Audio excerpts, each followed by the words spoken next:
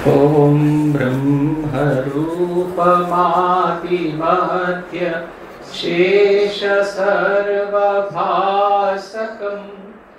भावशक्तलीनरूप नित्यसत्यमद्वयम् वाङ्मनोति गोचरं च नेति नेति भावितम् वाङ्मनोति गोचरं च नेति नेति भावितम् तन्नमामि देवदेव रामकृष्णमीश्वरम् तन्नमामि देवदेव রামকৃষ্ণমীশ্বরম।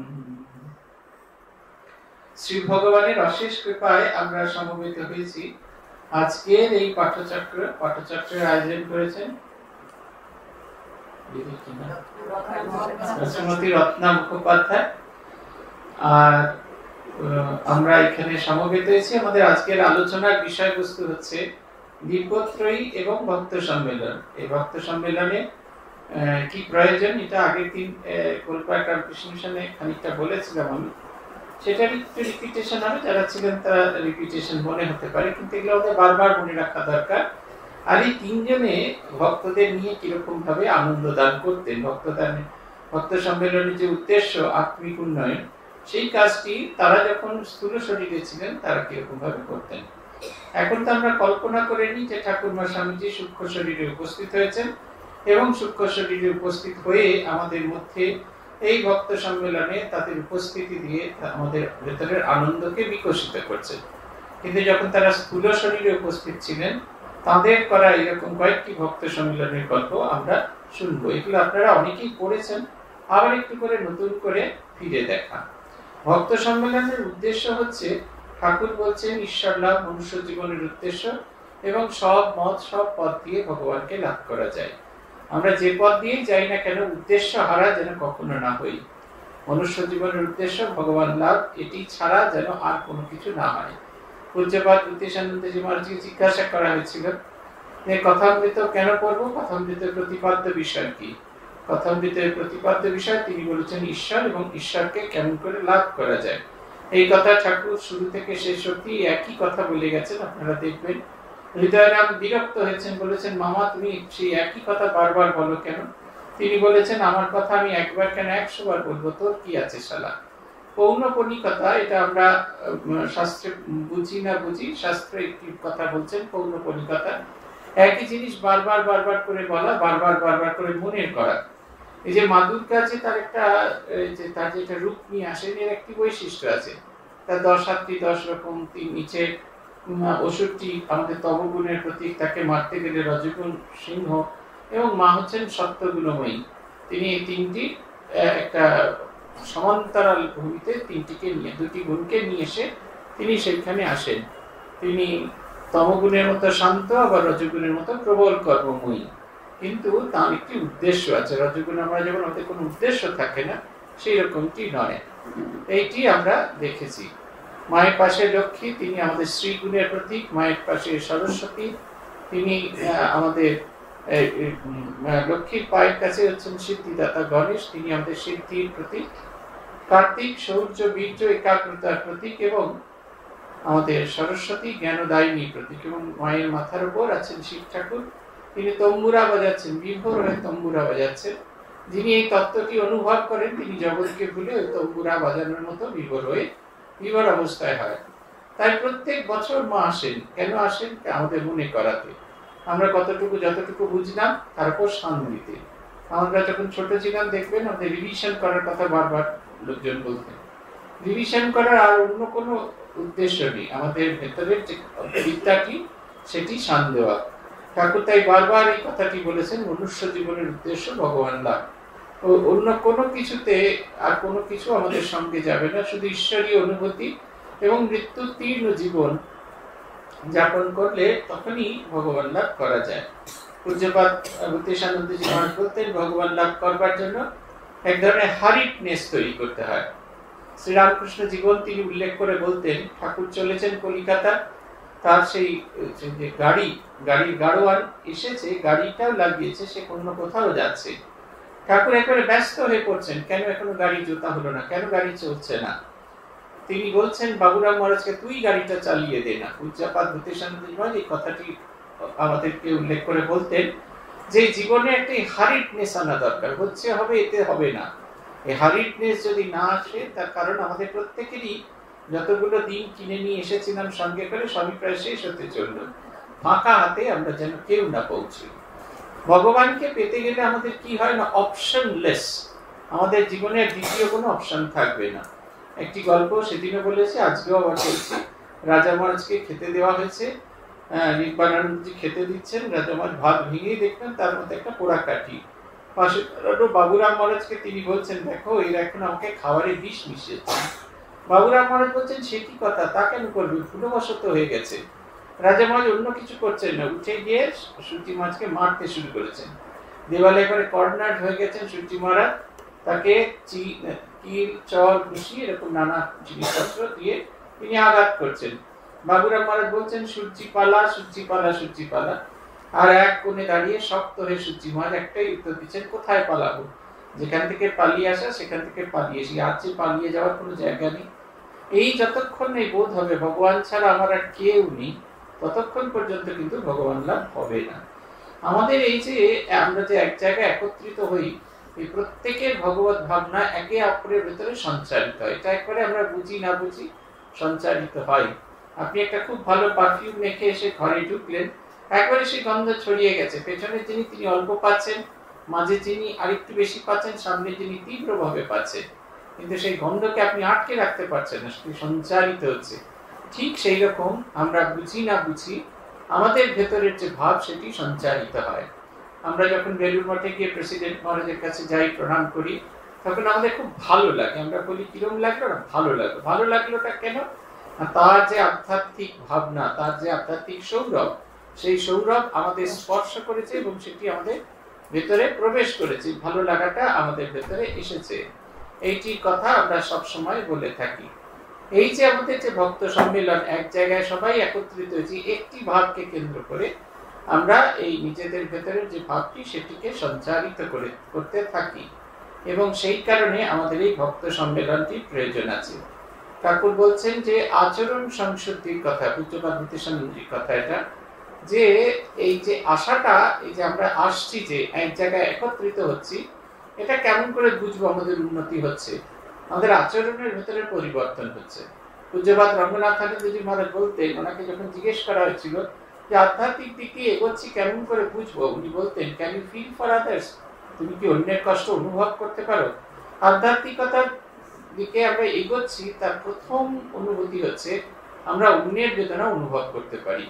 এতদিন পর্যন্ত আমরা শুধু আমাদের নিজেদের বেদনা, নিজেদের কষ্ট, নিজেদের পাওয়া না পাওয়ার দুঃখ, এগুলো আমাদের কাছে খুব বড় হয়েছিল। কিন্তু যখন আমরা অন্যের বেদনা, অন্যের দুঃখ, অন্যের কষ্ট অনুভব করতে পারি, বুঝতে হবে যে আমরা আধ্যাত্মিক দিক দিয়ে এগিয়ে যাচ্ছি। স্বামী বিবেকানন্দ তার একটি লেখায় বলেছিলেন, তোমার মুখ নয়, তোমার জীবন, তোমার আচরণ যেন তোমার আদর্শের হয়ে, তোমার সঙ্ঘের হয়ে, তোমার সঙ্ঘ দেবতার হয়ে কথা বলে। তোমাদের বাক্য, তোমাদের আচরণে তোমাদের প্রতি মুহূর্তে রামকৃষ্ণকে প্রতিফলিত করতে হবে। শ্রীরামকৃষ্ণকে প্রতিফলিত করার শর্ত হলো সত্য, ত্যাগ, পবিত্রতা এবং নিঃস্বার্থপরতার আদর্শকে অনুশীলন করা, অঙ্গীকার এবং সেই আদর্শে দীপ্যমান একটি জীবন গঠন। একটু যদি খাবার চান দেন খুব ভালো হয়।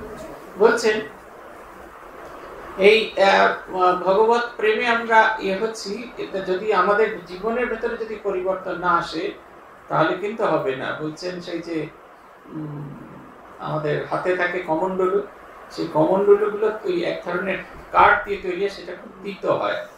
বলছেন সে 4 ধাম ঘুরে এলো, তাতে 4 ধামে জলও থাকলো, কিন্তু যেমন তিতো ছিল তেমনি তিতো। ওটাকে যদি আমরা একটুখানি জিভ দিয়ে চাটি ওই কাঠটাকে, তাহলে সেই তিতো স্বাদটা পাওয়া যাবে, কিন্তু তার ভিতর থেকে যে সুধাটা ঝরছে সেটি অপূর্ব। আমাদের জীবনের পরিবর্তনটা হওয়া খুব দরকার, আমাদের আচরণের পরিবর্তন হয়, এটা ভীষণভাবে পরিবর্তন হয়। এবং এটি আমি দেখেছি, আমি একজনের উদাহরণ তো বারবার আপনাদের দিয়ে থাকি। একজন ভদ্রলোক তিনি পূজনীয় গহনানন্দজি মহারাজের কাছে আসতেন। তিনি অনেক বছর বেলুড় মঠের কাছাকাছি ছিলেন এবং বেলুড় মঠে থাকা সত্ত্বেও বেলুড় মঠে কোনোদিন আসতেন না।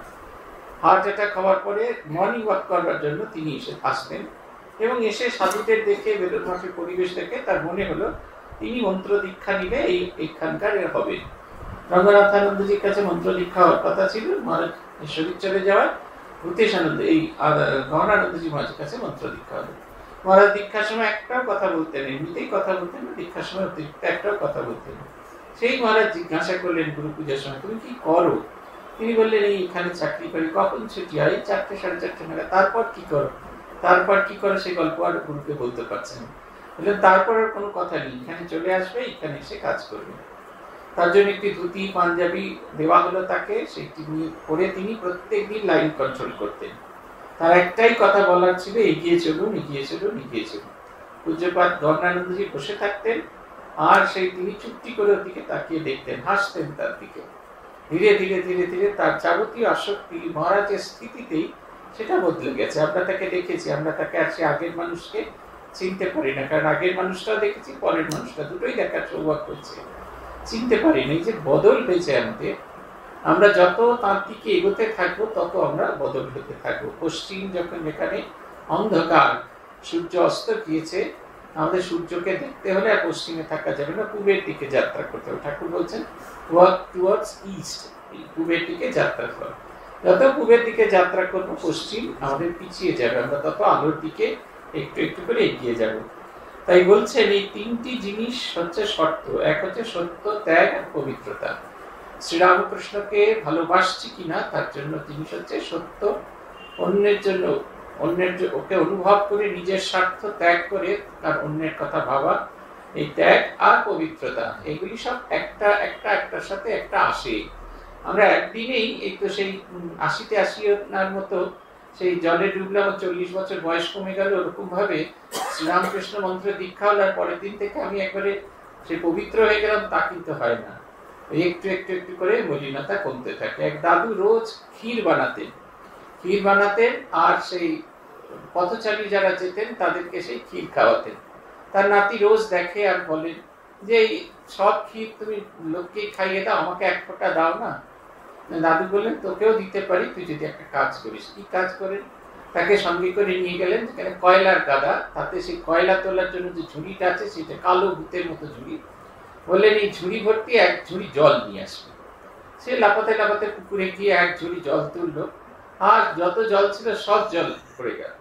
আবার ঝুড়িতে করে জল তুলছে, সব জল পড়ে যাচ্ছে, কিন্তু 3-4 বার যে তুললো তাতে কি হলো, কালো ঝুড়িটা আস্তে আস্তে পরিষ্কার হয়ে গেল।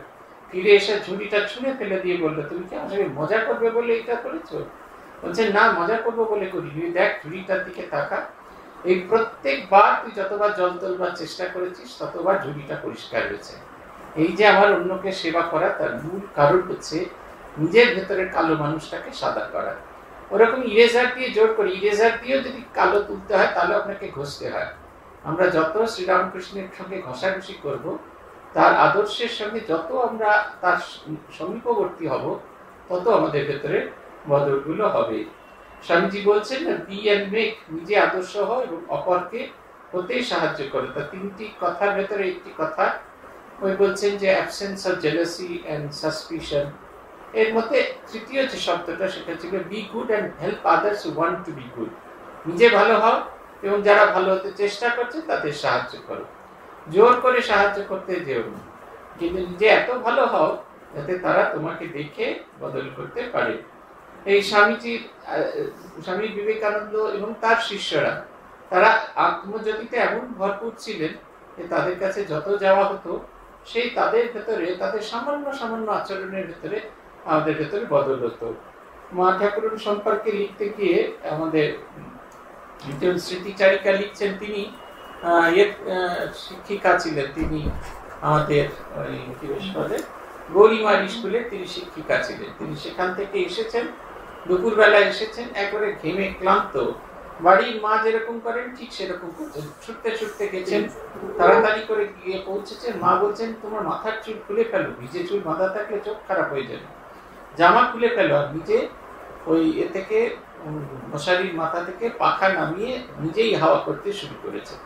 এই যে কি ভালোবাসা, এই যে প্রাণস্পর্শী ভালোবাসা, এই তাদের ভালোবাসা দিয়ে তিনি আমাদের কিনে নিতেন। আমরা যেতাম কাশীশ্বরানন্দজির কাছে। কাশীশ্বরানন্দজিকে আপনারা যারা দেখেছেন জানবেন ভীষণ মেজাজ ছিল, ভীষণ, এত বকাঝকা দিতেন এবং বকাঝকাগুলো এত লাউড ছিল, নিজের মানিজ্যতার কিছু থাকতো না। আর আমরা তখন তো ছোট, তো মানের ব্যাপারে খুব কনসিয়াস, কিন্তু এত ভালোবাসতেন, এত ভালোবাসতেন। সিদ্ধার্থানন্দজি আমাদের মাঝে মাঝে জিজ্ঞেস করতেন কি করতে আসি, রোজ বকুনি খাস? আর আমাদের ভালো লাগে, কেন আসি বলতে পারতাম, ভীষণ ভালোবাসা। আমি তো এখনো অত্যন্ত কৃতজ্ঞ চিত্তে কাশীশ্বরানন্দকে স্মরণ করি।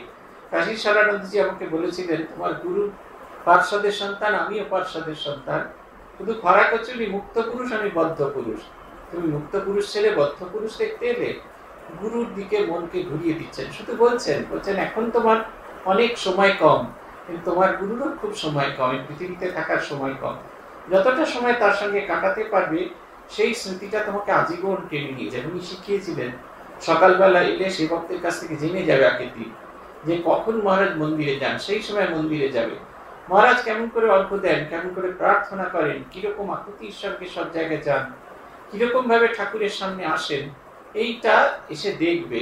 বলছেন তুমি অনুসরণ করতে না পারো, অনুকরণ করতে পারো। আমরা সব জায়গায় বলি অনুকরণ করা ভালো, কিন্তু উনি বলতেন অনুকরণ করো। অনুকরণ করতে করতে ওই ভাবের অনুসারী হবে। আমরা দেখেছি প্রত্যেকের প্রণাম করার পদ্ধতি আলাদা। ভূতেশানন্দজি যখন প্রণাম করতে যেতেন, অর্ঘ্য দিতেন, মনে হতো ঠাকুর যেন গভীর ভাব সমাধিতে মগ্ন, আর তিনি খুব খুব সাবধানে, খুব সন্তর্পণে অর্ঘ্যটি ঠাকুরের পায়ে অর্পণ করছেন, যাতে ঠাকুরের ভাব না ভেঙে যায়। তারপরে পিছনে চলে আসতেন, এসে যেখানটা পাথরের টেবিলটা থাকতো সেইখানে চোখ খুলে হাত জোর করে প্রার্থনা করতেন, যেন মাস্টারমশাই কিছু বলছে আর তার অনুগত ছাত্র শুনছে।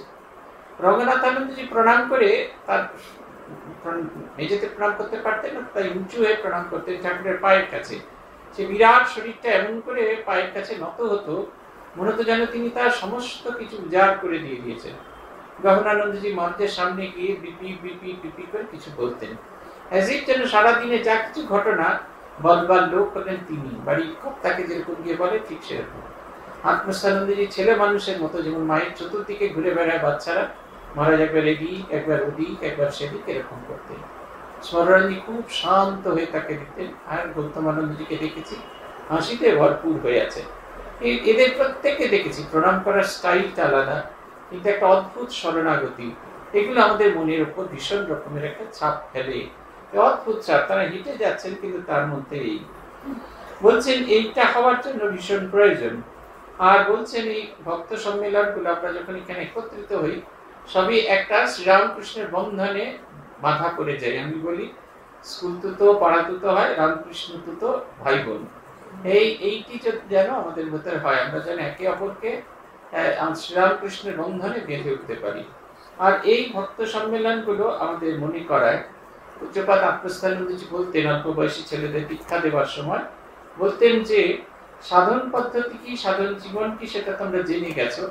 এখন এমন একটা জীবন যাপন করে দেখো যাতে দূর থেকে লোকে বলে তোমরা রামকৃষ্ণ, এরা রামকৃষ্ণ বিবেকানন্দ করে, রামকৃষ্ণ বিবেকানন্দ ভাবাশ্রিত, আমাদের অন্যরকম কোনো কিছু করার দরকার নেই। একজন ভদ্রমহিলা বলছিলেন আমাকে, তারা সবাই দীক্ষিত, কিন্তু তাদের ছেলেপুলেরা কেউ দীক্ষা নিচ্ছে না। আমি বললাম ওরা বুঝে গেছে যে দীক্ষা নেবার পরে আপনাদের যে কোনো পরিবর্তন হয়নি, এটা দেখে ওরা বুঝে গেছে দীক্ষাতে কিছু লাভ হয় না। আমাদের জীবনে যদি পরিবর্তন না হয়, তাহলে আমাদের পরবর্তী প্রজন্মকে আমি 100 বার বললেও কেউ দীক্ষা দিতে যাবে না। এটা হচ্ছে কথা। এই ভক্তদের মাঝখানে ঠাকুর এবং মা স্বামীজি তারা কেমন করে আসতেন, খুব ছোট ছোট ঘটনা আমি আপনারা পড়েছেন এগুলো, তবু আমি একবার মনে করানোর জন্য পড়াবো। প্রথম মাকে দিয়ে শুরু করি। এটা 1321 সালের জ্যৈষ্ঠের প্রথম সপ্তাহে মা গিয়েছিলেন সরজুবালা দেবী বালিগঞ্জের বাড়িতে। তিনি লিখছেন, আজি মা বালিগঞ্জের বাসায় আসিবেন, পূর্বদিন হইতে সব বন্দোবস্ত হচ্ছে, মার জন্য পৃথক আসন, নতুন শ্বেত পাথরের বাসন ইত্যাদি কেনা হয়েছে। মা আসবেন। আনন্দে সারা রাত ঘুম হলো না। কথা ছিল মা অপরাহ্নে আসবেন। আপনারা কল্পনা করার চেষ্টা করুন, যদি আপনার বাড়িতে ঠাকুরমা স্বামীজি স্থূল শরীরে আসতেন, আপনারা কিরকম করতেন। দেখবেন আপনাদের কল্পনার সাথে একবারে মিলে যাচ্ছে। পাছে কোনো কারণে তার অন্য মত হয়, সেই জন্য প্রাতেই শ্রী শোকরণ বাগবাজারে মার বাড়িতে গাড়ি নিয়ে গিয়ে অপেক্ষা করতে লাগলো। আর আমরা সংসারের সব কাজ সেরে সকাল সকাল চুকিয়ে সব প্রস্তুত হয়ে রইলুম। মায়ের আসন পেতে চতুর্দিকে ফুল দিয়ে সাজিয়ে রাখলুম। সমস্ত ঘর তুলে গঙ্গা জল ছড়িয়ে দিলুম। ফুলের মালা গেঁথে রাখলুম। বড় বড় দুটি ফুল তোড়া করে মায়ের আসনের দুপাশে দিলুম। বেলা পড়তেই পথ চেয়ে আছি, কখন মা আসবেন। এইবার এতক্ষণে সেই শুভ মুহূর্ত। গাড়ির শব্দ হতেই সকলে নিচে নেমে এলুম। গাড়ি থামতেই দেখলাম মা হাসি মুখে স্নেহপূর্ণ দৃষ্টিতে আমাদের দিকে চেয়ে আছেন। গাড়ি হতে নামতেই সকলে তার পদধূলি নেবার জন্য ব্যস্ত হলুম। মায়ের সঙ্গে গোলাপ মা, ছোট মামি, নলিনী দিদি, রাধু এবং 4-5 জন সাধু ব্রহ্মচারী এসেছেন। শ্রী শ্রী মাকে ওপরে নিয়ে গিয়ে বসিয়ে প্রণাম করলুম। মা বললেন, খেয়েছ তো? আমি কত তাড়াতাড়ি করছি, কিন্তু কিছুতেই এর চেয়ে সকাল হয়ে উঠল না। এতক্ষণে তবে আসা হলো। এই বলে চিবুক খাতে দিয়ে চুমু খেলেন। আমি আর বসতে পারলুম না। খাবারের আয়োজন করতে নিমকি ভাজতে হবে, আর সব খাবার ইতোমধ্যে ঠিক করা ছিল। উপরে গ্রামোফোনে গান হচ্ছে। কাজ করতে করতে একটু ফাঁক পেয়ে ছুটে গিয়ে দেখি মা কলের গান শুনে ভারী খুশি, আর বলছেন, কি আশ্চর্য কল করেছে বলে বালিকার মতো আনন্দ করছেন। খুব গ্রীষ্ম। মা বারান্দায় শীতল পাটিতে শুয়ে আছেন, আর তার আশেপাশে সবাই বসে আছেন। একটি পাথরের বাটিতে বরফ জল দেওয়া হয়েছে। মা মাঝে মাঝে খাচ্ছেন। আমাকে দেখতে পেয়ে বললেন, ওগো, একটু বরফ জল খেয়ে যাও। মায়ের প্রসাদী জলটুকু খেয়ে ঠান্ডা হয়ে নিচে আবার ছুটে এলুম। আজ এত তাড়াতাড়ি করেও যেন কাজ আর শেষ হচ্ছে না। সন্ধ্যার পর পাশের ঘরে ভোগ সাজানো হলো। মা এসে গোলাপ মাকে ঠাকুরের ভোগ নিবেদন করে দিতে বললে তিনি বললেন, তুমিই দাও, তুমি উপস্থিত থাকতে আমি কেন? তখন শ্রী মা নিজেই ভোগ নিবেদন করতে বসলেন এবং আহা কি সুন্দর সাজিয়েছে বলে তারিফ করতে লাগলেন। এইরূপ সবেতেই বালিকার মতো আনন্দ প্রকাশ করে আমাদের অপরিসীম আনন্দ দিতে লাগলেন। ভোগ হয়ে গেলে, ভোগ দেওয়া হলে মা এবং অন্যান্য সকলে প্রসাদ গ্রহণ করতে বসলেন। সকলের আগে মায়ের খাওয়া হয়ে গেল। বারান্দায় একখানি বেতের ইজি চেয়ারে বসে আমাকে ডেকে বললেন, ওগো, আমায় পান দিয়ে যাও। আমি তখনও গোলাপ মায়েদের পরিবেশন করছিলাম। তাড়াতাড়ি গিয়ে পান দিয়ে এলুম। মাকে পান চেয়ে খেতে হলো বলে একটু লজ্জিত হলো। সুমতিকে বললুম, পান নিয়ে দাঁড়িয়ে থাকতে পারিসনি? দেখছিস আমি এদিকে রয়েছি। একটু পরেই মা আবার কলতলায় গেলেন। আমি আলো নিয়ে সঙ্গে করে গেলুম। বাগানের এই দিকটা বেশ নির্জন। পথের দুপাশে ক্রোটন গাছের সার। মা সস্নেহে বলেন, আহা, একটুও বসতে পেলে না কাজের জন্য, যেও ওখানে, তোমার মাকে নিয়ে যেও। আমার মা বেড়াতে এসেছিলেন। ভাগ্যক্রমে ঘরে বসেই শ্রী শ্রী মায়ের দর্শন পেয়ে গেলেন।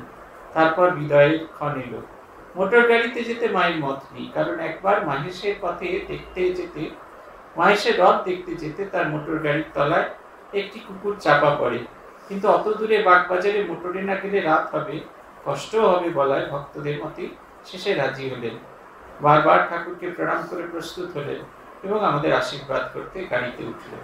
এই হচ্ছে সেদিনের স্মৃতি কথা। মা এসছেন শুধু একটা বিকেল, একটা সন্ধে। সকাল থেকে ব্যস্ত হয়ে আছে, সকাল থেকে রান্না বাড়ি চলছে, সব কাজের ফাঁকে ফাঁকে মাতৃস্মরণী। যে দেখুন প্রথম জিনিসটা যেটা, এই ভগবত সমীপে আসার আমাদের, আমরা নিজেদেরই ভুলে যাই। বিয়ে বাড়িতে গেলে কি সাজান সাজি ভাবুন, কিন্তু ভক্ত সম্মেলনে গেলে কতক্ষণে যাব, কতক্ষণে গিয়ে বসবো, আর একেবারে অ থেকে অং অব্দি সব শুনবো, গাইবো, আনন্দ করব। এইটাই আমাদের লক্ষ্য থাকে। আমাদের জীবনটাকে বদল করে দেয়। এখানে দেখুন একেবারে সে অ থেকে অং অব্দি সকাল থেকে তিনি প্রস্তুতি নিচ্ছেন, সকাল থেকে কাজকর্ম করছেন। মায়ের যাতে অন্য মত হয়, মা যদি আগে আগে চলে আসতে চান, সেখানে সকাল থেকে গাড়ি পাঠিয়ে দেওয়া হয়েছে, যাতে মা যখনই চাইবেন তখনই যেন মা আসতে পারেন। দুপুরবেলায় সবাই ভাবছেন কখন মা আসবেন। এইখানে একটা সুন্দর কথা বলছেন, বেলা করতেই পথ চেয়ে আছি, কখন মা আসবেন। এইবারে এতক্ষণে এলো সেই মুহূর্ত। মনমোহন মিত্রের বাড়িতে ঠাকুর গিয়েছেন। ভক্তেরা সারা রাস্তা দাঁড়িয়ে আছেন। আমরা পড়বো সেই অংশটা। ভক্তেরা সারা রাস্তায় দাঁড়িয়ে আছেন, অপেক্ষা করে আছেন। ঠাকুর যখন এসে পৌঁছলেন, আনন্দে আর তারা নিজেদেরকে ধরে রাখতে পারছেন। মনে হচ্ছে আনন্দে ফেটে পড়ছেন। ভেতরে এবং বাইরে ভক্তদের আনন্দ ফেটে পড়ছে, এখানে বলা আছে, পৃথিবী অংশে বলা আছে। ঠাকুর বলছে আসলে আমাদের ভেতরে এত আনন্দ হচ্ছে, বাইরে তো আনন্দটার প্রকাশ আছে, ভেতরের আনন্দটাকে কিভাবে কোনোভাবে প্রকাশ করতে পারছি না। এক অদ্ভুত ভালো লাগা। এই এটারই একটি স্মৃতি কথা আছে। একদিন এসেছেন তিনি থেকে স্কুল থেকে এসেছেন, এসেই মাকে খুঁজছেন, এ ঘরে ও ঘরে সব জায়গায় খুঁজলেন, মাকে কোথাও পেলেন না। তারপর তিনি ধীরে ধীরে দোতলায় উঠে গেলেন। দোতলায় উঠে গিয়ে তিনি মাকে দেখার চেষ্টা করছেন। তারপরে 3 তলায় উঠে গেলেন, 3 তলায় গিয়ে মাকে দেখার চেষ্টা করছেন। দেখলেন অনেক দূরে, কোনো ঘরে নেই, মা এতে বসে আছেন, ছাদেতে বসে আছেন। এই যে খোঁজার, এই যে ব্যাকুলতাটা, এই ব্যাকুলতার তৈরি হয় ভালোবাসা থেকে। তিনি এত ভালোবেসেছেন, এত ভালোবেসেছেন। আমাদের মনে আছে পূজ্যপাদ ভূতেশানন্দজি মহারাজকে প্রণাম করতে গেছি, তখনও মাঝে পায়ে হাত দিয়ে প্রণাম করতে দেওয়া হতো। মহারাজকে যেই প্রণাম করে উঠেছি, মহারাজ বাঁ হাত দিয়ে আমার ডান হাতটা ধরে বলছেন, কতদিন আসেন তুমি? অনেক দিন আসেন। হ্যাঁ, অনেক দিন, 2 সপ্তাহ আসেনি, 1 সপ্তাহ পরীক্ষা ছিল, একটা ফাঁকি মেরেছি বলে আসেনি। হ্যাঁ, বলছেন আমার মনে হচ্ছে তুমি অনেক দিন আসেন, অনেক দিন আসেন। আমার তখন মনে হচ্ছে আমি একটা ছোট্ট ছেলে, 18 বছরের ছেলে, আর উনি রামকৃষ্ণ মঠ মিশনের প্রেসিডেন্ট, একবারে সর্বোচ্চ পদাধিকারী, আধ্যাত্মিকতার শীর্ষে, তিনি আমার জন্য অপেক্ষা করছেন। এই যে তুমি কতদিন আসনি, এই যে এমন ভালোবাসা। আমরা যখন ফিরে আসতাম গঙ্গায়, তখন সবাই কথা বলতেন একে, তখনও এই যে পুরনো নৌকায় ছাতে বসতে হতো সবাইকে একসাথে। সবাই বলছেন বাবা আজকে আমার দিকেই তাকিয়েছিলেন। আরে না না, আরেকজন বলছে না না তোমার দিকে না, আমার দিকেই তাকিয়ে কথাগুলো বলছিলেন। আরেকজন বলছে না না আমার প্রশ্নের উত্তর দিচ্ছেন, তোমার দিকে কেন তাকাবে। সে অদ্ভুত এক, এই যে 5-7 মিনিটের যে রাস্তা গঙ্গার ওপার থেকে এপার, কিন্তু এক অদ্ভুত মারামারি চলছে। সবাই বলছে যে বাবা আমার দিকেই তাকিয়েছে, বাবা কিন্তু সকলের দিকে তাকিয়েছে, but in such a way যে প্রত্যেকের মনে হচ্ছে আমরা তার কাছে যেন স্পেশাল, তিনি আমার জন্যই আছেন আর অন্য কারোর জন্য না। এটা একটা অদ্ভুত ব্যাপার। এই জিনিস আমরা নিজেরা প্রত্যক্ষ করেছি, যে মায়ের যে ভালোবাসা। মা নামলেন, কোনো প্রশ্ন করছেন না, দেখুন এই হচ্ছে মা। বলছেন খেয়েছো তো? আমি কত তাড়াতাড়ি করছি, কিন্তু কিছুতেই এসছে সকালে হয়ে উঠলো না, এতক্ষণে তবে আসা হলো। এই বলে চিবু খাতে চুমু খেলেন। কি ইনফর্মাল মা, একেবারে এমন ভাবে যেন বাড়ির মা এসেছেন। প্রথমেই জিজ্ঞাসা করছেন মা তো খেয়েছো কিনা, বলছেন না। স্বামীজির কাছে গেলে তিনি বলবেন নিষ্কাম কর্ম করো, নিষ্কাম কর্ম করো। ঠাকুর বলবেন যে কাজ করো, এই ভগবান লাভ করো, এই সমস্ত করো। মা গেলেই বলবেন বাবা খেয়েছো তো।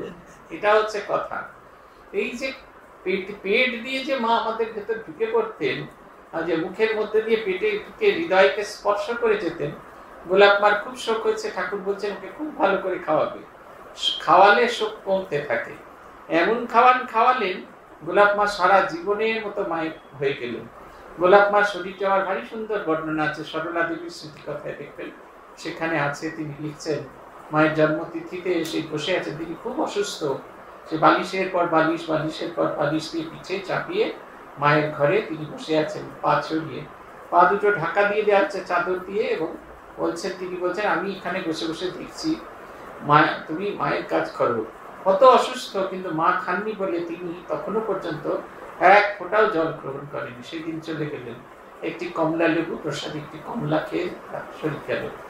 এই যে অদ্ভুত বর্ণনা, এই তিনি বলছেন মার কাছে কি আনন্দ। মাকে আনন্দ দেবার জন্য গানের ব্যবস্থা করা হয়েছে। গান আর কি গাইবে, তাই কলের গান, গ্রামোফোন চালানো হয়েছে। মার সবকিছুতেই আনন্দ। বলছে কি আশ্চর্য কল করেছে। এই যে নিজের এই জগতে কেউ যদি শান্তি পেতে চাও, মা কারো দোষ দেখো না, দোষ দেখবে নিজের। কারো দোষ দেখবো না, মানে জগতের সকলের ভেতরে ভালো গুণটা তিনি দেখছেন। এই কলের গান বাজছে, এর ভেতরে যে ভালো গুণ সেটাও তিনি লক্ষ্য করছেন। বলছেন কি আশ্চর্য কল করেছেন, বলে বালিকার মতো আনন্দ করছেন। তারপরে দেখা যাচ্ছে মা বারান্দায়, খুব গরম, মা বারান্দায় শুয়ে আছেন শীতল বাটিতে। একটা ছোট্ট বাটিতে বরফ দেওয়া হয়েছে, সেই বরফ গোলা জল তিনি একটু একটু করে খাচ্ছেন, আর বলছেন একটু জল খেয়ে যাও গো, গরমে তুমি ছোটাছুটি করছো। পূজ্যপাদ মহারাজরা এসছেন, বিমলাত্মানন্দজি আমাদের ওখানে এসছেন। আমাদের তো কিছু দেখানোর নেই, ওখানে কিছু নেই। 3টি মন্দির আছে, তার মধ্যে মহারাজকে নিয়ে যাওয়া হলো সেই ভাঙা, আপনারা অনেকেই যারা দেখছেন বিশালাক্ষী দেবী মন্দির করে ভেঙে চুরে তছনছ হয়ে গেছে। মহারাজকে নিয়ে যাওয়া হলো, একটা চেয়ার পেতে বসিয়ে দেওয়া হলো। তারপরে বহুক্ষণ দীর্ঘদিন ভজন কীর্তন, দীর্ঘক্ষণ ভজন কীর্তন হতে থাকলো। আমাদের এখানে একটা শিব মন্দির আছে, সেইখানে নিয়ে যাওয়া হলো, 1.5 ঘন্টা ভজন হলো, শিব মহিম্ন স্তোত্র ভজন। আমি বললাম খালি আত্মস্থানতে নাচটা হয়নি, নাচ হলে হতো। যারা বাইরে ছিলেন, যারা মন্দিরে পুজো দিতে এসেছেন, সবাই বসে আছেন, কারুর পুজো দেওয়ার তারা নেই। মহারাজ নাট মন্দিরেই বসে আছেন, আমরা গান গাইছি, ভজন করছি, কীর্তন করছি, মহারাজ আমাদের সাথেই গান গাইছেন, একীভূত হয়ে গেছেন। আর যারা ছিলেন তারাও পুজো দিতে এসেছেন, তারাও বসে পড়েছেন, তারাও গান গাইছেন। রিক্সাওয়ালা ঠেলাওয়ালা যারা যাত্রী নিয়ে এসে, তারাও যে যার জিনিসপত্র রেখে দিয়ে আস্তে আস্তে এসে সেইখানে প্রাঙ্গণে এসে বসে গেছে। এই যে ভগবত স্বরূপে আমরা যে উপস্থিত হই, কি হয় মানুষের ভেতরে বদল হলো। ঠাকুরকে ভোগ দেয়া হচ্ছে, সান্ধ্যকালীন ভোগ দেয়া হচ্ছে। তার মা বললেন যে, গোলাপ মাকে বললেন তুমি দাও। গোলাপ মা বলছেন তুমি দাও, তুমি উপস্থিত থাকতে আমি কেন। মা তারিফ করছেন, আহা কি সুন্দর সাজিয়েছে, সবেতেই বালিকার মতো আনন্দ, সবকিছুর ভেতরে বালিকার মতো আনন্দ। আপনারা যদি প্রব্রাজিকা ভারতী প্রাণা গ্রন্থটি পড়েন, সেইখানে ঠিক একবারে এক্সাক্ট এই স্মৃতি, আপনি এই স্মৃতিটাকে সঙ্গে মিলিয়ে দেখবেন। মায়ের একজন শিষ্যা ছিলেন রামেশ্বরী খান্না, তার বাড়িতে ভারতী প্রাণা মাতাজি গিয়েছেন, সেইখানকার স্মৃতি। সেটা যখন স্মৃতিটা পড়ছি আর এবং এটা দুটো আমি পাশাপাশি রেখে পড়ার চেষ্টা করেছিলাম, কি অদ্ভুত মিল দুটির ভেতরে। তাঁরও এরকম, তিনি এসেছিলেন সবাইকে নিয়ে, তবে তিনি দুপুরে প্রসাদ পেয়েছিলেন, শ্রদ্ধা প্রণামা, মুক্তি প্রণামা, এটাতে সবাইকে নিয়ে এসেছিলেন এবং ভীষণ আনন্দ করছেন। এইরকম ঘরের একটা অংশে পর্দা দিয়ে আলাদা করে সেখানে ঠাকুরের আসন করে দুপুরে ভোগ দেয়া হচ্ছে, আর তিনি এই ভোগ দেওয়ার জন্য গেছেন, গিয়ে উচ্ছ্বসিত প্রশংসা করছেন। তারপরে তিনি বলছেন, ওগো আমায় পান দিয়ে যাও। দেখুন কোনো রকম ইয়ে নেই, আমি এত বড় মানুষ আমাকে এটা দিল না, এরকম কিছু নয়। আমাদের বাড়ির মা যেরকম চেয়ে খান, ঠিক সেরকম চেয়ে খাচ্ছেন।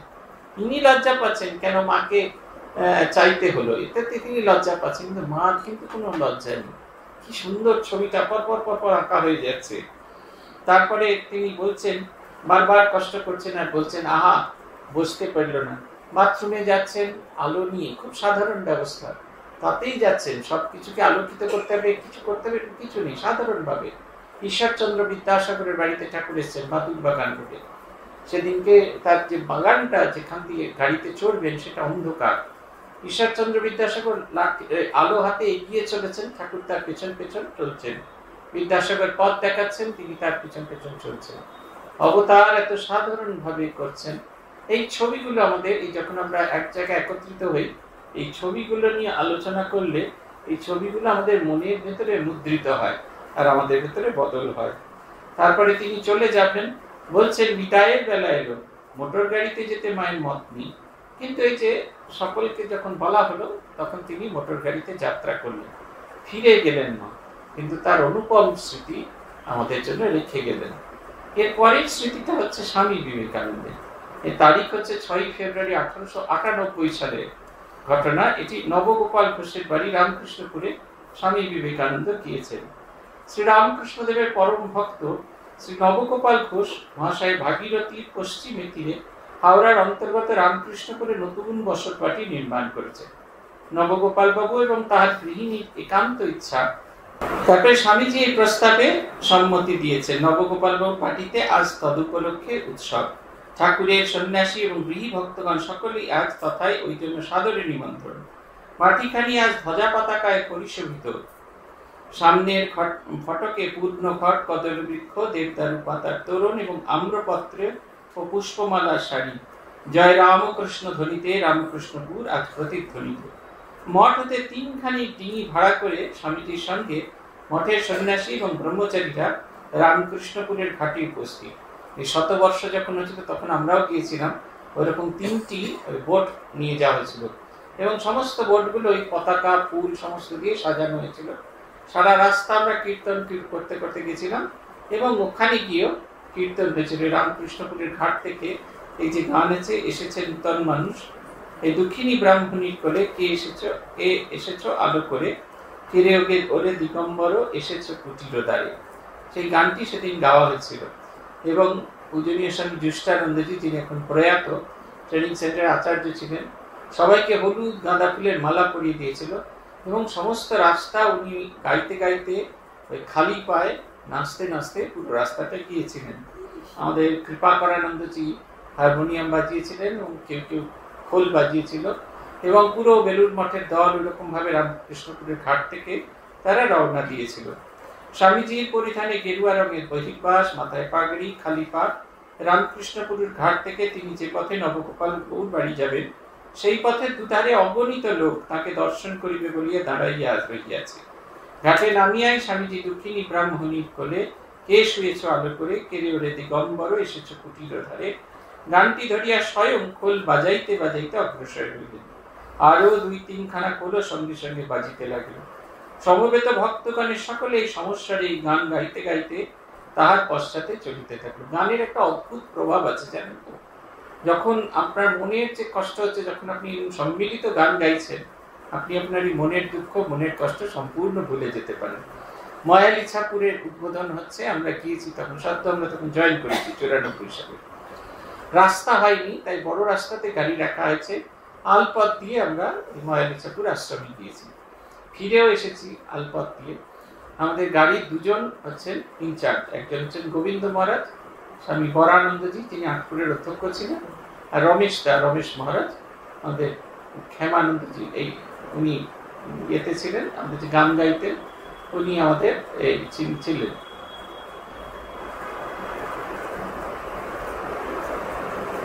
তা তিনি সবাই, ওরা দুজন লিডার, দুজন দক্ষিণী সাধু আমাদের কাছে বেড়াতে এসেছিলেন বেলুড় মঠে, আমাদের সঙ্গে গিয়েছিল। তারা তো এরকম আলপথ দিয়ে হাঁটা তাদের অভ্যাস নেই, তারা রাস্তা খুঁজে পাচ্ছে না, তাই তাদের একটু দেরি হয়েছে। বচসা শুরু হয়েছে, ঠিক হচ্ছে যে এক্ষুনি ৩টের সময় না বেরোলে আমরা বেলুড় মঠে সন্ধ্যা আরতির আগে পৌঁছাতে পারবো। পৌঁছাতে আমরা পারলামও না, কিন্তু খুব হচ্ছে। এমন সময় পেছন থেকে দেবেন মহারাজ, এখন বর্তমানে প্রয়াত সন্ন্যাসী ডাক্তার ছিলেন, দেবেন মহারাজ পেছন থেকে হঠাৎ করে রামকৃষ্ণ শরণম গাইতে শুরু করলেন। সে যেমন লহরী আসে, যেরকম সমুদ্রের ঢেউ আসে, সেরকম পেছন থেকে গানটা সামনের দিক অব্দি পৌঁছে গেল। এমনকি যে দুজন নিজেদের মধ্যে তর্কাতর্কি করছেন, তারও রামকৃষ্ণ শরণম গাইছেন। এরই মাঝখানে ২ সাধু টুক করে ঢুকে পড়েছেন, আর জয় দিয়ে গাড়ি বেরিয়ে গেল। অদ্ভুত প্রভাব। আমরা যে এতক্ষণ ধরে আমাদের কারুর বিরক্ত লাগছিল, কারুর কষ্ট হচ্ছিল, কেউ অসন্তুষ্ট হচ্ছিলেন কেন ঠিক সময় আসেনি, এই সবটাকে করে ধুয়ে শেষ করে দিলেন। আমরা রওনা দিয়ে দিলাম, আমরা সেই পথে রওনা দিলাম। ঠাকুর এই স্বামীজিও সেরকম গাইছেন, এবং তাকে যারা দেখতেছেন সবাই যে ভগবত ভাবে বিভোর তা নয়, কিন্তু তিনি এমন একটা কাণ্ড করলেন, লোকে ভগবত ভাবে বিভোর হতে বাধ্য হলেন, তারা ওইখানে যাচ্ছেন। স্বামীজি অন্যান্য সাধুদের মতো সামান্য পরিচ্ছেদে খালি গায়ে মৃদঙ্গ বাজাইতে বাজাইতে আসছেন। ছবিটা ভাবার করার চেষ্টা করুন। সাধারণ পোশাক, স্বামীজির সেই শিকাগোর মতো এরকম বহির্বাস কিছু নেই, সাধারণ সন্ন্যাসীরা যেরকম আসে সেই রকম খালি পায়ে গেরুয়া পরা, গেরুয়া জামা, গেরুয়া চাদর, মাথায় গেরুয়া পাগড়ি পরে তিনি রওনা ছিলেন। পাগড়ি পরে গেছিলেন এই কারণে, যেটি সেদিন অনুষ্ঠান শেষে সেই পাগড়িটি তিনি নবগোপাল ঘোষের স্ত্রীকে দিয়েছেন, যেটি এখনো আছে। সেই পাগড়িটি পরে তিনি গেছেন, আর একে অপরে জিজ্ঞাসা করিয়া পরিচয় পাইয়া বলিতে থাকলেন, ইনি বিশ্ববিজয়ী স্বামী বিবেকানন্দ। ইনি এরকম এত সাধারণ, দেখেই সবাই অবাক। স্বামীজির এই দীনতা দেখিয়া সকলেই এক বাক্যে প্রশংসা করিতে লাগিল। জয় রামকৃষ্ণ ধ্বনিতে গ্রাম্য পথ মুখরিত হইতে লাগিল। এই দেখুন, স্বামী বিবেকানন্দ, ব্যক্তি স্বামী বিবেকানন্দকে আমাদের দেখাটা ভীষণ প্রয়োজন। এরকম সম্মেলন না হলে তো ব্যক্তি স্বামী বিবেকানন্দকে আমরা দেখতেই পেতাম না। এই স্বামী শিষ্য সংবাদ এই কারণে পড়তে বলি, স্বামী শিষ্য সংবাদে ব্যক্তি স্বামী বিবেকানন্দকে দেখা যাবে। যে স্বামীজি বেদান্তের চর্চা করছেন, যে স্বামীজি রামকৃষ্ণ মিশন প্রতিষ্ঠা হলে কি কি হবে সেই নিয়ে ভাবছেন, আবার সেই স্বামীজি এই আউটরাম ঘাটে হেঁটে বেড়াচ্ছেন, শিষ্য এসেছে, দেখছে স্বামীজি ঘটি গরম খাচ্ছেন, একটা কাগজের ঠোঙায় ঘটি গরম খাচ্ছেন, আর শিষ্যকে দেখে বলেন, খা খা, খুব ভালো বানিয়েছে। তারপরে শিষ্য খাওয়ার পর সেই এঁটো ঘটি গরমটি, শিষ্যের এঁটো ঘটি গরমটি, সে তিনিও খাচ্ছেন। এই যে মাটির পৃথিবীতে নেমে এসছেন, কেষ্টা, আমাদের ওই যে বেলুড় মঠে যারা জমি ঠিকঠাক করার জন্য, দুর্মুষ করার জন্য এসেছে, কেষ্টা, তাদের একদিন তিনি খাওয়াবেন। তারা বললো, স্বামী বাপ, তোদের দেওয়া তরকারি তো আমরা খেতে পারবো না, নুন খাওয়া যাবে না, তোদের তো নুন খেলে আমাদের জাত যাবে, তোরা সন্ন্যাসী। তাই লুচি আর ভালো ভালো মিষ্টি আনা হলো, রাবড়ি, কলকাতা থেকে দই রাবড়ি আনা হলো, সে প্রচুর প্রচুর খাওয়ানো হচ্ছে। আর কেষ্টা বলছে, হ্যাঁ রে স্বামী বাপ, এত ভালো খাবার তোরা কোথা থেকে পেলি? ঝরঝর করে স্বামী বিবেকানন্দ কাঁদছেন। স্বামীজি শরীর চলে যাওয়ার আগের সন্ধ্যায় বেদান্ত চর্চা করে স্বামীজি চলছেন যে ইয়েতে, সেই দিনের সন্ধ্যায় যেদিন শরীর চলে গেছেন চলছেন তিনি, তার গল্প আমরা এই জীবনীগুলোতে পাই। এখানে নেই, কিন্তু সেই জীবনীগুলোতে পাই। ব্যক্তি বিবেকানন্দ, যাকে আমরা, যে বিবেকানন্দকে আমরা সবসময় দেখি নাকের গোড়া দিকে চোখ রেখে ধ্যান করছেন, তিনি যে মানুষ কেমন ছিলেন সেইটি জানানো খুব জরুরি। তবেই না রাজার সাথে মিলব কি শর্তে, আমরা সবাই রাজা আমাদেরই রাজার রাজত্বে। বলছেন, ক্রমে দলটি নবগোপাল ঘোষের বৈঠক বাটির উপস্থিত হইবা মাত্র গৃহমধ্যে শাঁখ বাজিয়া উঠিল। স্বামীজি মৃদঙ্গ নামাইয়া বৈঠকখান ঘরে কিয়ৎকাল বিশ্রাম করিয়া ঠাকুর ঘরে চলিলেন। ঠাকুর ঘরখানি মর্মর প্রস্তর শোভিত, মধ্যস্থলে সিংহাসন, তদুপরি ঠাকুরের পোর্সিলিনের মূর্তি। ঠাকুরের পূজায় যে যে উপকরণ আবশ্যক, আয়োজনে তার কোনো ত্রুটি নেই। স্বামীজি দেখিয়া বিশেষ প্রসন্ন হইলেন।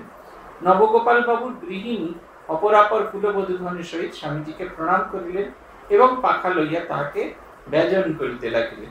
এখন যে ঘরে আপনারা নবগোপাল বাবু দেখেন, সেই ঘরটি স্বামীজি জানি সেটা দোতলার ঘর। তিনতলা এখন এই একই ফ্লোরিং গুলো, একই পাথরগুলো উপর থেকে তুলে নিয়ে রাখা হয়েছে। স্বামীজি কয়েকটা পোর্সিলিনের ছবি করিয়েছিলেন, বিদেশ থেকে আনিয়েছিলেন। একটি নবগোপাল বাড়িতে আছে, যেটা স্বামীজি নিজে বসিয়ে এসেছিলেন। আরেকটি বেলুন মঠে বসিয়েছিলেন, সেটি আছে। একেবারে মনে হচ্ছে কালকেই কিনে এনে বসানো যায়, এত সুন্দর। আর আরেকটি খুব সম্ভবত শরৎচন্দ্র চক্রবর্তীর বাড়িতে আছে, আর কোথায় বাকিগুলো কোথায় আছে সেটা আমরা জানি না। স্বামীজি দিয়েছিলেন এই পোর্সিলিনের শ্রীরামকৃষ্ণ ছবি, খুব সম্ভবত জার্মানি থেকে তিনি নিয়ে এসেছিলেন। বেলুর মঠে আছে, বেলুর মঠটা দেখা যায়, আমরা সাধু ব্রহ্মচারীরা দেখতে পাই। তিনি ওপরে গিয়েছেন, গিয়ে দেখছেন ঠাকুরের সব ব্যবস্থা দেখেছেন, পূজার জন্য যা যা কিছু উপকরণ আছে সেসব থেকে তার প্রসন্নতা প্রকাশ করছেন। বাড়ির মেয়েরা যারা পুরুষদের সামনে আসতে পারে না, তাদেরও প্রণাম করার জন্য স্বামীজি ওপরে ভেতরের বাড়িতে এসেছেন। তারা হাওয়া করছেন, তাদের হাওয়া তিনি গ্রহণ করছেন, তাদের সেবা তিনি গ্রহণ করছেন। স্বামীজির মুখে সকল বিষয়ে সুখ্যাতি শুনিয়া গৃহিণী ঠাকুরানী তাহাকে সম্বোধন করিয়া বলিলেন, আমাদের সাধ্য কি যে ঠাকুরের সেবাধিকার লাভ করি? সামান্য ঘর, সামান্য অর্থ, আপনি আজ নিজে কৃপাট করে ঠাকুরকে প্রতিষ্ঠা করিয়া আমাদের ধন্য করুন। স্বামীজি তদুত্তরে রহস্য করিয়া বলিতে লাগলেন, তোমাদের ঠাকুর তো এমন মার্বেল পাথর মোড়া ঘরে 14 পুরুষে বাস করেননি। সেই পাড়াগে খোড়ো ঘরে জন্ম যেন তেন করে দিন কাটিয়ে দিলেন। এখানে এমন উত্তম সেবায় যদি তিনি না থাকেন তো কোথায় থাকবেন? সকলেই স্বামীজির কথা শুনিয়া হাস্য করিতে লাগিল। এইবার বিভূতি ভূষিতাঙ্গ স্বামীজি সাক্ষাৎ মহাদেবের মতো পূজকের আসনে বসিয়া ঠাকুরকে আহ্বান করিলেন। পরে স্বামী প্রকাশানন্দ স্বামীজির কাছে বসিয়া মন্ত্রাদি বলিয়া দিতে লাগিলেন। পূজার নানা অঙ্গ ক্রমে সমাধা হলে নিরাজনের 7 ঘণ্টা বাজিয়ে উঠল। স্বামী প্রকাশানন্দই পূজা করিলেন। নিরাজনান্তে স্বামীজি পূজার ঘরে বসিয়াই শ্রীরামকৃষ্ণদেবের প্রণাম মন্ত্র মুখে মুখে ওই রূপে রচনা করিয়া দিলেন। ওম স্থাপকায় চ ধর্মস্য সর্বধর্মস্বরূপিণী অবতার বরিষ্ঠায় রামকৃষ্ণায় তে নমঃ। সকলে এই মন্ত্র পাঠ করিয়া ঠাকুরকে প্রণাম করিলে শিষ্য ঠাকুরের একটি স্তব পাঠ করিল। এই রূপে পূজা সম্পন্ন হইল। উৎসবান্তে শিষ্য স্বামীজির সঙ্গে গাড়িতে রামকৃষ্ণপুরের ঘাটে আসিয়া নৌকায় উঠিল। আনন্দে নানা কথা কইতে কইতে বাগবাজারের দিকে অগ্রসর হইল। এই দেখুন স্বামী বিবেকানন্দ এসেছেন, আনন্দে ভরপুর, আনন্দময় পুরুষ। কিরকম দেখুন, আমাদের সাধারণ মানুষের মতো কথা বলছেন। বলছেন, তোমার ঠাকুর তো এমন মার্বেল পাথরে মোড়া ঘরে 14 পুরুষে বাস করেনি। সেই পাড়া গিয়ে খেয়েও ঘরে জন্ম যেন তেন করে দিন কাটিয়ে গেছেন। এখানে এমন উত্তম সেবায় যদি তিনি না থাকেন তো কোথায় থাকবেন? দেখুন কত সাধারণ ভাবে, একেবারে সাধারণের মতো কথা বলছেন, কোন রকম পারিপাট্য নেই। তিনি যে বিশ্ববিজয়ী বিবেকানন্দ, বলবার উপায় নেই। যে মানুষের মাঝখানে নেমে এসেছেন। এই যে ভক্ত সম্মেলন গুলো হয়, তারা ওই যে শুধুমাত্র ছবিতে থাকেন না, মানুষের মাঝখানে নেমে আসেন। এই রাস পূর্ণিমাতে রাধা রানী গোপিনীরা তারা দর্শন করলেন। প্রতি গোপিনীর মাঝে শ্রীকৃষ্ণ দাঁড়িয়ে আছেন। শ্রীকৃষ্ণ কিন্তু বেদিতেই আছেন, প্রতি গোপিনীর মাঝখানে দাঁড়িয়ে নেই। কিন্তু তারা শ্রীকৃষ্ণকে এমন ভাবে কল্পনা করেছেন, তাদের মনে হচ্ছে তাদের প্রতিজনের মাঝখানে তিনি দাঁড়িয়েছেন। তিনি ডান দিকে আছেন, বাঁ দিকে আছেন, যেদিকেই তার তাকাচ্ছেন সেদিকেই আছেন। এই যে স্বামী বিবেকানন্দ সাধারণের মোড়কে নেমে এসেছেন মাটির পৃথিবীতে, এবং সেইখানে দাঁড়িয়ে তিনি যেন সাধারণের মতো গল্প করছেন তাদের সঙ্গে। কোথাও কোনো ফারাক নেই, প্রত্যেকের ভেতরে যে জড়তা সেটা কাটিয়ে দিয়ে তিনি তাদের সঙ্গে মিশছেন। তিনি এই পূজার পরে এই রচনা করলেন এই মন্ত্র, এটি বিখ্যাত, স্থাপকায় চ ধর্মস্য। তিনি ধর্মের স্থাপন করেছিলেন, ধর্ম মানে এমন একটি আদর্শ স্থাপন করেছিলেন যে আদর্শকে গ্রহণ করলে মানুষ থেকে দেবতায়, পশু থেকে মানুষে, মানুষ থেকে দেবতায় উত্তীর্ণ হয়। সর্বধর্ম স্বরূপিণী, সমস্ত ধর্মের স্বরূপ। সব ধর্ম বলছেন ঈশ্বর এক এবং সব পথ দিয়ে তাকে পাওয়া যায়, আমার পথ দিয়ে তাকে পাওয়া যায়, ওর পথ দিয়ে তাকে পাওয়া যায়, এটা তিনি বলেছিলেন অতিরিক্ত। অবতার বরিষ্ঠায়, ভূতেশানন্দ যে দীক্ষা দেওয়ার সময় মন্ত্রটি ব্যাখ্যা করেছিলেন, বলেছিলেন অবতার বরিষ্ঠায় বলতে আমার গুরুই সেরা, আমার ইষ্টই সেরা এবং বাকি রকম এটা বলতে চাননি। তিনি বলেছেন যে অবতার এসেছেন তারা তাদের মতো করে শক্তি ক্ষয় করেছেন। রাম অবতার এসেছেন রাবণকে মারার জন্য, তার জন্য ততটুকু তিনি বার করেছেন।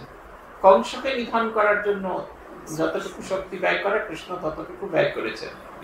যুদ্ধার্থে থেকে প্রবৃত্ত হয়ে কিরকম ভাবে যুদ্ধে যেতে হবে তার বলার জন্য, জীবন যুদ্ধে কিরকম ভাবে চলতে হবে তার জন্য তিনি শ্রীমদ্ ভগবত গীতা বলেছেন। সেরকম শ্রীরামকৃষ্ণ যখন এসেছেন তখন একটি রাক্ষস ছিল যাকে দেখা যেত না, তিনি হলেন সংশয় রাক্ষস। সেই রাক্ষস নিধনের জন্য শ্রীরামকৃষ্ণ এসেছিলেন। তিনি সাধন করে দেখালেন সব পথ দিয়ে তাকে পাওয়া যায়, যে যার নিচের পথে যদি স্থির থাকে তাহলে তাকে পাওয়া যাবে। প্রত্যেকের ভেতরে যে সংশয় ছিল, যে হিন্দু ধর্মেতে আস্থা হারিয়ে ফেলেছিল, খ্রিস্টানিতে গিয়ে তাতেও আস্থা রাখতে পারছিল না, ব্রাহ্ম ধর্মে গিয়ে তাতেও আস্থা রাখতে পারছিল না, ঠাকুর যেন তাদের সাধন করে দেখালেন যে পথেই যাও না কেন শুধু আস্থা রাখলেই ভগবত প্রাপ্তি হবে। তাই বলছেন, আর এটি লেটেস্ট অবতার, ভূতেশানন্দ এই কথাটা বলেছিলেন, সবচেয়ে লেটেস্ট অবতার। আগামী দিনে যে অবতার আসবে তিনি এই অবতারের থেকেও শ্রেষ্ঠ হবেন। তাই এই অবতারকে বলছেন অবতার বরিষ্ঠায় রামকৃষ্ণায় তে নমঃ। এই একটা অদ্ভুত স্মৃতি, এটা নিয়েই যদি আমরা চর্চা করি দেখবেন আমাদের জীবন ধন্য হয়ে যাবে। ঠাকুর এসেছেন ৩রা ডিসেম্বর 1881 সালে, 19শে অগ্রহায়ণ 1288 খ্রিস্টাব্দে শনিবার 23 নম্বর শিমুলিয়া স্ট্রিটে মনমোহন মিত্রের বাড়ি। মনমোহন মিত্রের ভেতরে একটা প্রচ্ছন্ন অহংকার ছিল যে তিনি একমাত্র শ্রীরামকৃষ্ণের ভক্ত, কিন্তু ঠাকুর এসে তার সামনে এমন একটি আচরণ করলেন, তার মনে হতে থাকলো তিনি শুধু তাঁর ভক্ত নন, তিনি একমাত্র ভক্ত নন, সবাই তার ভক্ত, সবাই তাকে ভালোবাসে, সবাই এসেছে।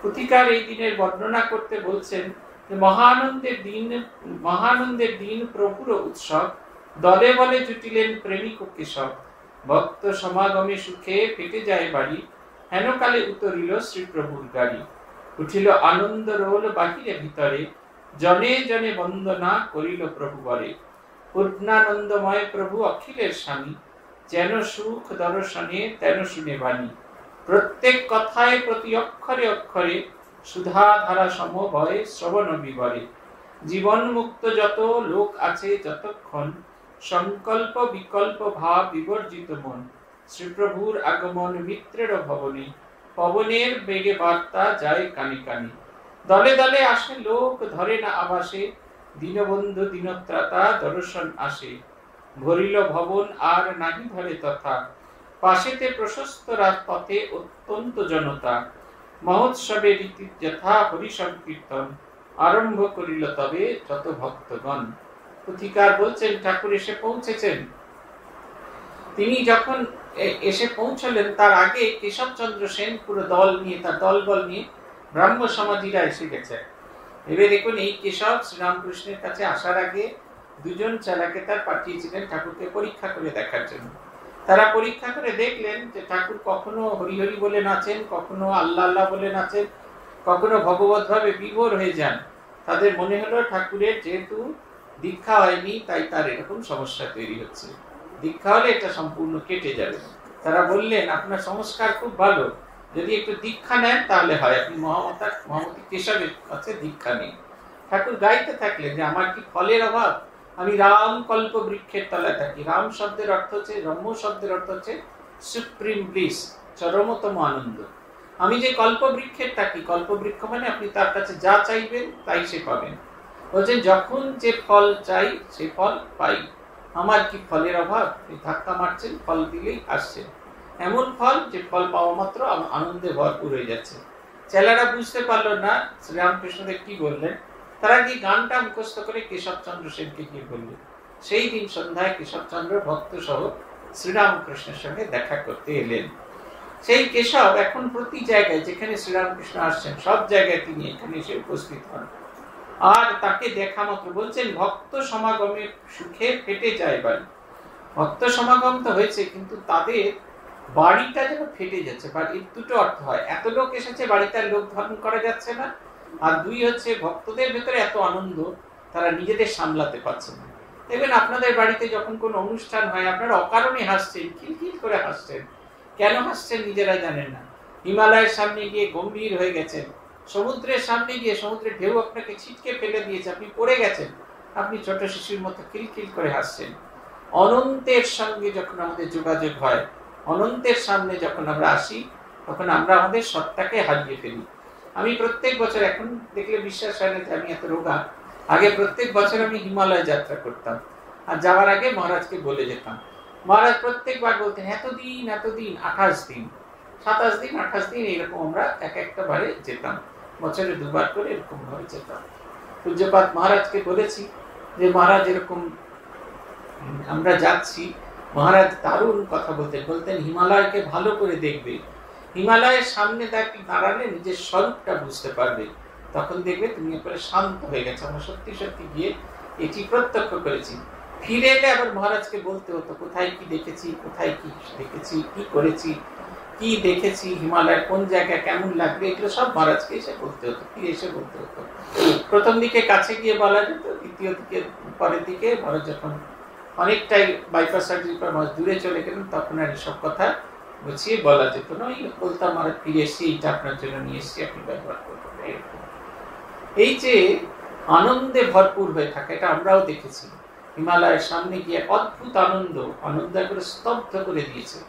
হাঁ করে তাকিয়েছি পরম বিস্ময়, এই হিমালয়ের সে কি অদ্ভুত রূপ, আর দেখে মনে হচ্ছে নিজের ভেতরের অংশটা সম্পূর্ণ বদলে যাচ্ছে। বলছেন ঠাকুর এসে নামলেন, জনে জনে বন্দনা করিল প্রভু করে, পূর্ণানন্দময় প্রভু অখিলের স্বামী, যেন সুখ দর্শনে তেন শুনে বাণী। তাকে দেখে যেরকম আনন্দ হতো, তিনি যখন কথা বলতেন ভীষণ আনন্দ হতো। ভূতেশ আনন্দজি মাঝের কাছে শুনেছি, ওরা মহাপুরুষ মাঝের কাছে শুনেছেন, ঠাকুর সকালবেলা উঠে হরিগুরু, জয়গুরু, শ্রীগুরু এই বলতেন ছবিগুলোর সামনে। এত মিষ্টি সে স্বর, উনি বলতেন পাথরও বোধহয় গলে যাবে সম্পূর্ণ, পাথরও একবারে সম্পূর্ণ গলে যাবে।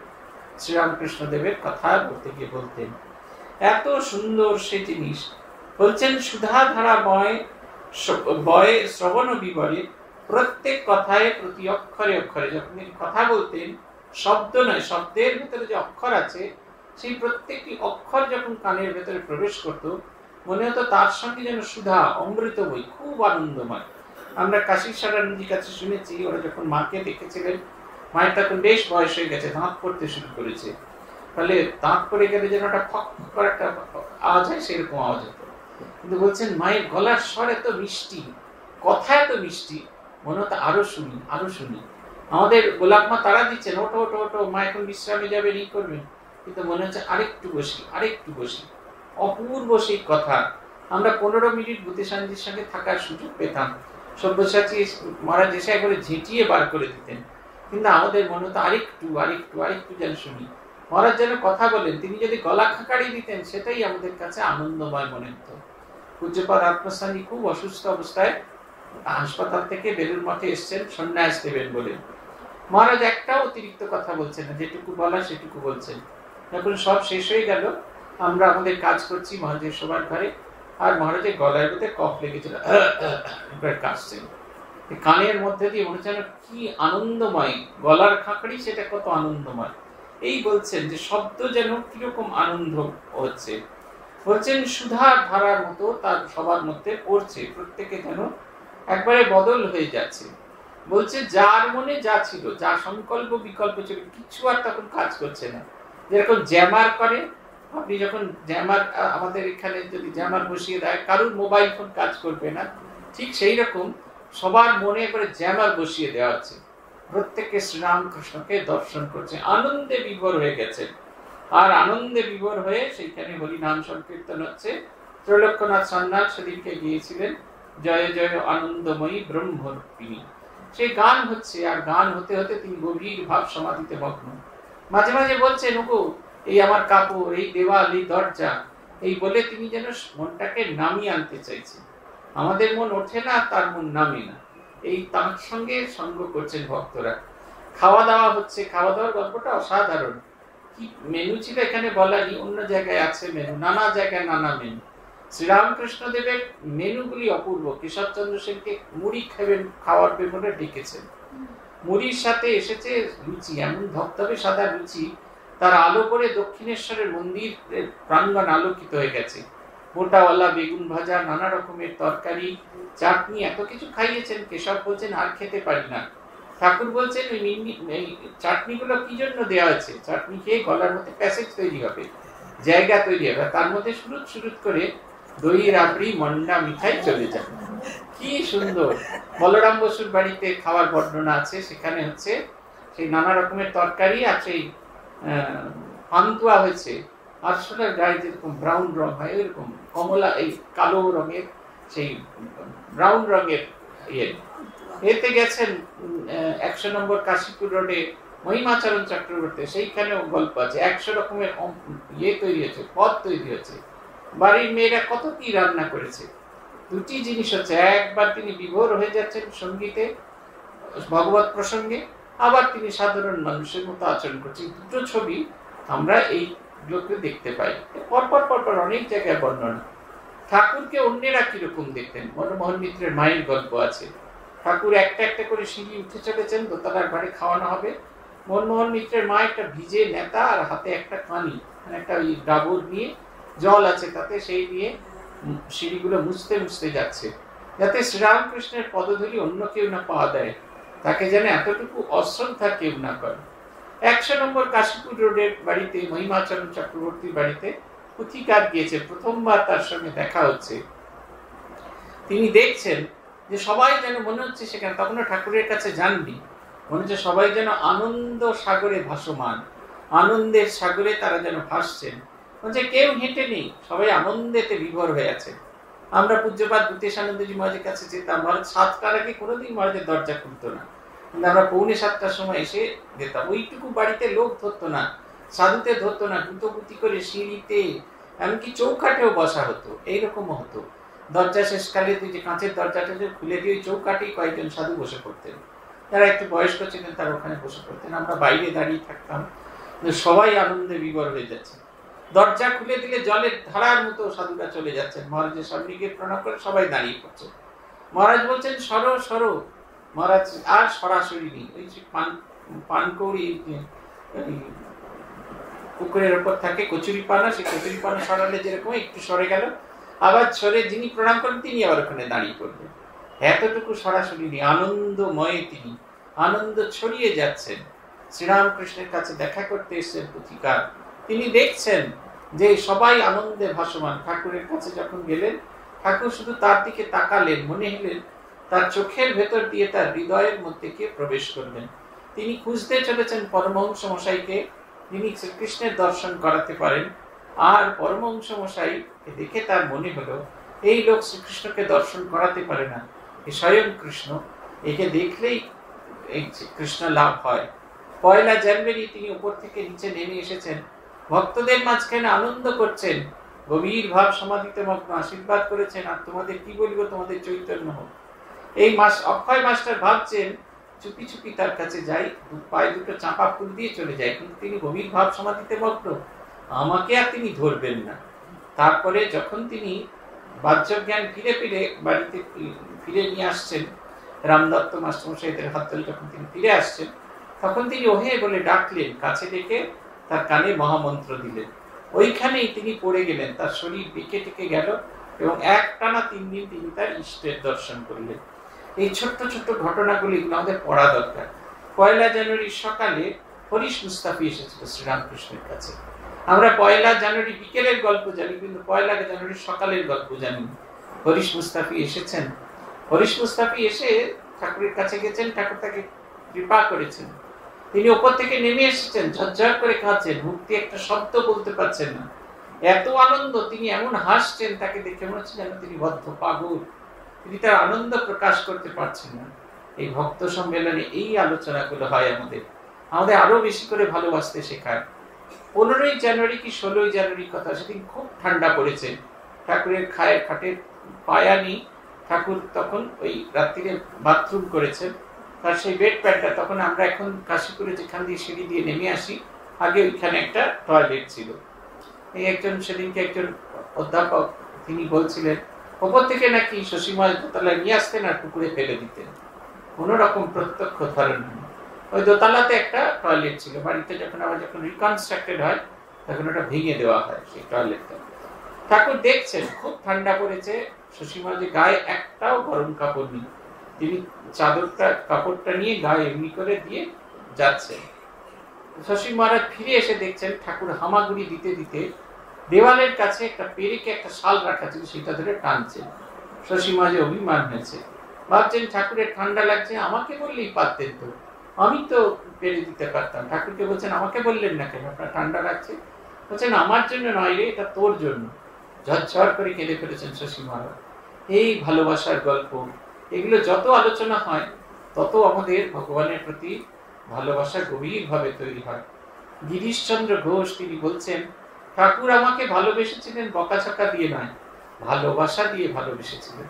গিরিশ ঘোষের নাটক দেখতে গেছেন, চৈতন্য লীলার নাটক, সেই নাটক দেখতে গেছেন। গিরিশ ঘোষ ঠাকুরের সঙ্গে দেখা করলেন না, ব্যবস্থা করে দিলেন দোতলায় ঠাকুর যেন গিয়ে বসেন। অন্যদের কাছ থেকে টিকিট নিলেন, ঠাকুরের ফ্রি, ঠাকুরের হচ্ছে ফ্রি অবস্থা, তার কোনো টাকা লাগলো না,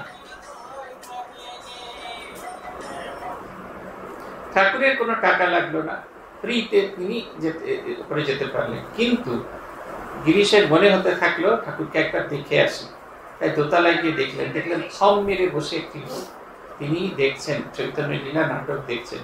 পাংখাওয়ালা ঠিক করে দিলেন, পাংখাওয়ালা এসে পাখা করতে লাগলেন। গিরিশ বাড়ি চলে গেলেন।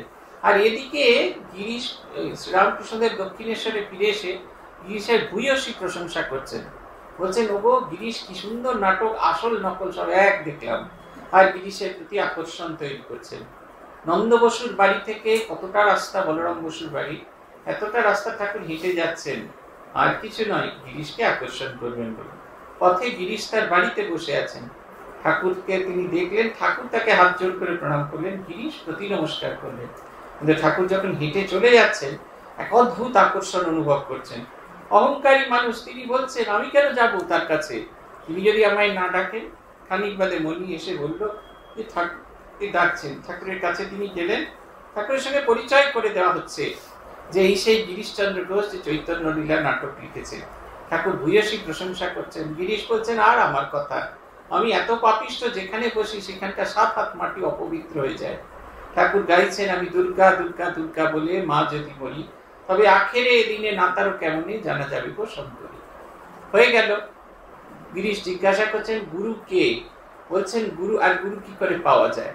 ঠাকুর বলছেন তোমার গুরু প্রাপ্তি হয়ে গেছে। গুরু হলেন ইষ্টের সঙ্গে যিনি ভক্তের মিলন করান। তারপরে বলছেন তবে তোমার সব হয়েছে, তোমার একটা বাঁক আছে। গিরিশ জিজ্ঞাসা করছেন বাঁকটা কি? ঠাকুর বলছেন না বাঁকটা কি, বলছেন বাঁক কেটে যাবে। গিরিশ ফিরে আসছেন বাড়িতে, আনন্দে ভরপুর হয়ে ফিরছেন। তারপর থেকে তার মন ছকছক করছে, কোথায় ঠাকুর আসেন, কলকাতায় কোন বাড়িতে আসেন, তিনি যাবেন। তিনি শুনলেন রামদত্তের বাড়িতে ঠাকুর আসছেন। গিরিশের মনে হলো তিনি যাবেন, কিন্তু কিছুতেই যেতে ইচ্ছা করলো না। তিনি থিয়েটারে চলে গেছেন, কিন্তু সেখানে গিয়েও মন বসছে না, ফিরে এসছেন। ফিরতে ফিরতে তিনি এলেন, এসে দেখছেন রাস্তায় রামদত্ত, মনমোহন মিত্র দাঁড়িয়ে আছে। আর এরাও অবাক, সেই নাটুকে বারাঙ্গনাসক্ত মদমাতাল, তারপরে নটবর, এই চরিত্রধারী গিরিশচন্দ্র ঘোষ আসছেন ঠাকুরকে দেখতে। তারা তাড়াতাড়ি তাকে নিয়ে গেলেন। রামদত্তের সেই ছোট্ট বাড়িটি প্রাঙ্গণে তখন কীর্তন হচ্ছেন, যাদের হরি বলতে নয়ন ঝরে তারা, তারা দুহাই এসেছে। ঠাকুর বিভোর হয়ে গাইছেন, আর অবাক বিস্ময় গিরিশচন্দ্র ঘোষ দেখছেন। তিনি নিজেকে কল্পনার বরপুত্র বলে মনে করতেন, ভাবতেন যা কিছু কল্পনা করবে সব কাগজ কলমে করে দেয়, সত্যি মতো আমার যা আছে অন্য কার কারোর আছে। তার অবাক বিষয় মনে হলো যে এইরকম নাট্যকার তিনি বাপের জন্মে দেখেননি। তার চেয়েও ভালো নাটক লিখতে পারেন, তার চেয়েও ভালো নাটক করতে পারেন। তিনি অবাক বিস্ময়ে দেখছেন যে বাঁকটি ছিল সেটা হচ্ছে তার অহংকারের বাঁক, একটু একটু করে ভেঙে গেল, শরণাগতি এলো। তিনি শ্রীরামকৃষ্ণকে প্রণাম করতে চাইছেন, অথচ কেউ যেন তা না দেখে। তিনি ঠাকুর সে কীর্তনের মাঝখান থেকে আচমকা বেরিয়ে এসে গিরিশের সামনে দাঁড়ালেন। গিরিশ প্রণাম করলেন, তার প্রণাম নিয়ে ঠাকুর চলে গেলেন সেই ইয়েতে, ওই মন্ডলের ভেতরে। যে রবীন্দ্রনাথের গান আছে না, কতবারও ভেবেছিল আপনা ভুলিয়া তোমার চরণ দিব হৃদয়, কেহ জানিবে না মোর গভীর প্রণয়, কেউ বুঝিবে না মোর অশ্রু বারিচয়, কেউ দেখিবে না মোর অশ্রু বারিচয়, আপনি আজি কে যাবে সুধাইচ আসি, কেমনে প্রকাশিত বলো কত ভালোবাসি, কতবারও ভেবেছিল আপনা ভুলিয়া। শ্রীরামকৃষ্ণ তার কাছে এলেন, তার প্রণাম গ্রহণ করলেন, অথচ তাকে অসম্মান করলেন না, সকলের কাছে ফিরে গেলেন তার নিজের জায়গায়। এই অদ্ভুত এই আলোচনাগুলো যত হতে থাকে, এই সম্মেলন আমাদের সেই আলোচনাগুলো করার সুযোগ দেয়। এইগুলোকে যত আমরা একে অপরের আলোচনা করি, আমরা যত শ্রবণ করি, যত বলি, আমাদের নিজের ভেতরে শ্রীরামকৃষ্ণের ছবিটি, শ্রী শ্রী মায়ের ছবিটি, শান্তির ছবিটি মুদ্রিত হয়। আমরা তত এগিয়ে চলি, পূবের দিকে আমাদের যাত্রা শুরু হয়। শ্রীরামকৃষ্ণ দেবের কাছে প্রার্থনা আমরা যেন পূবের দিকে যাত্রা করতে পারি। ওম প্রণতানাম প্রসীদত্বম দেবী বিশ্বার্তিহারিণী, त्रैलोक्यवासिनामिते लोकानां वरदाभो। ओम शांति ओम शांति ओम शांति। हरि ओम तत्सत्। श्री रामकृष्णार्पणमस्तु।